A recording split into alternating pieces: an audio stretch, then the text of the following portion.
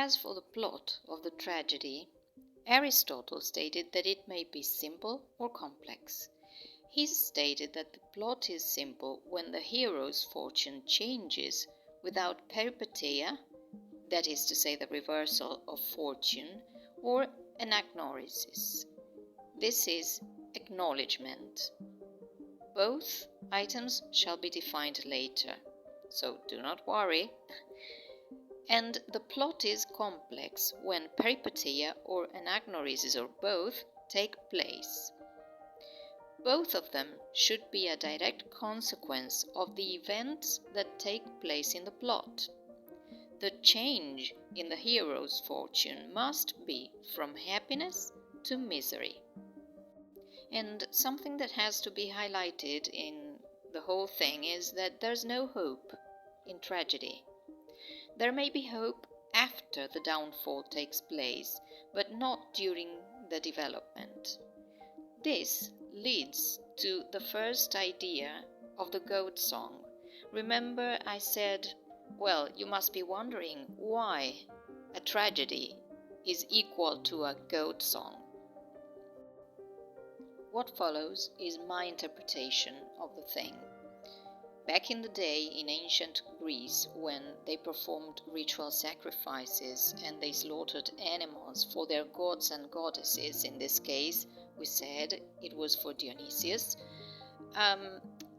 they knew what they were about to attend. So probably at the moment when the animal was slaughtered, there was fear, disgust, or pity for the creature. Still, they knew this was going to happen. There was no hope whatsoever for the animal. And the song was part of the ritual. The song accompanied the whole action through which this animal was slaughtered.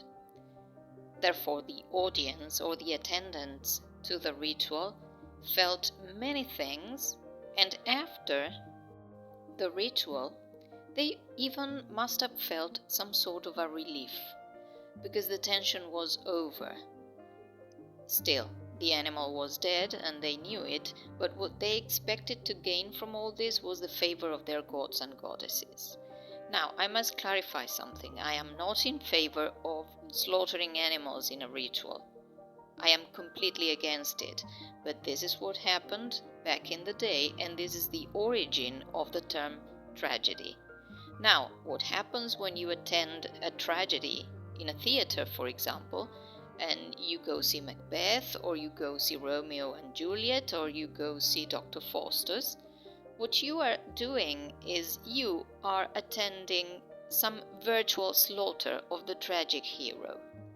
You are going to see how a person is going to go from the highest standards of society to a horrible downfall in which this character is probably, if not for sure, going to die. The thing is, this is not true. This is drama, this is the theater.